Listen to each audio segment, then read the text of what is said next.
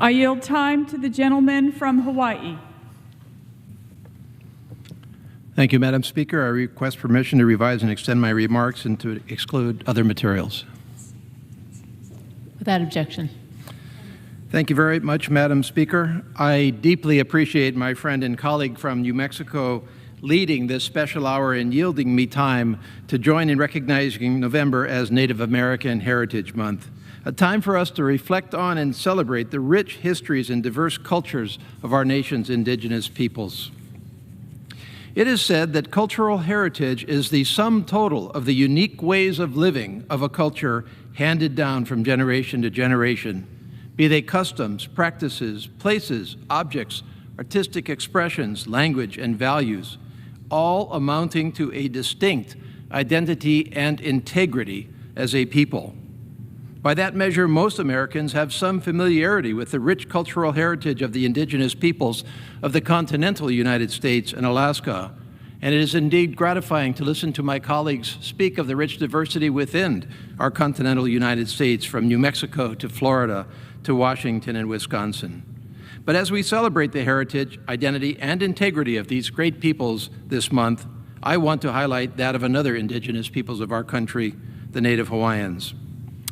Because of Hawaii's geographical distance from the U.S. mainland and our unique history with the United States, most Americans are not aware of the almost 600,000 among us who identify in whole or in part as Native Hawaiian.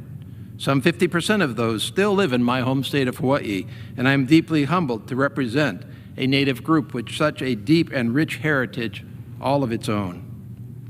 Today's Kanaka Maoli are descendants of the original voyagers who made the incredible journey without instruments from Kahiki, today's Tahiti and the Marquesas, somewhere around 1,500 years ago, a full 1,000 years before the universally recognized indigenous peoples of New Zealand, the Maori, arrived in Aotearoa.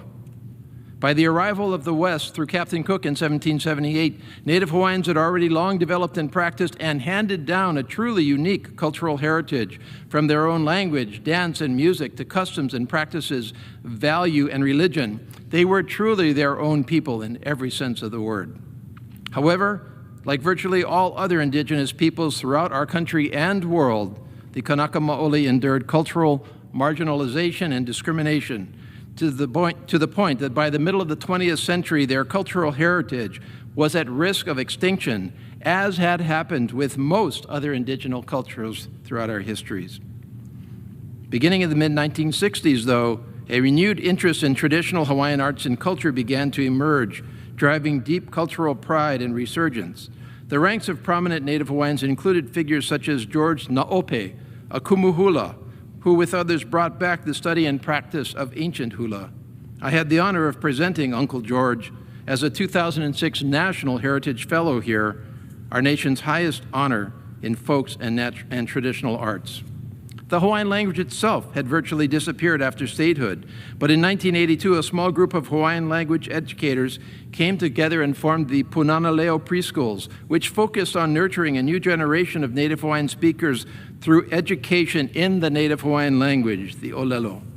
The first school was established in 1984 in Kekaha, Kauai, and today there are many such schools and thousands of Native Hawaiian language speakers.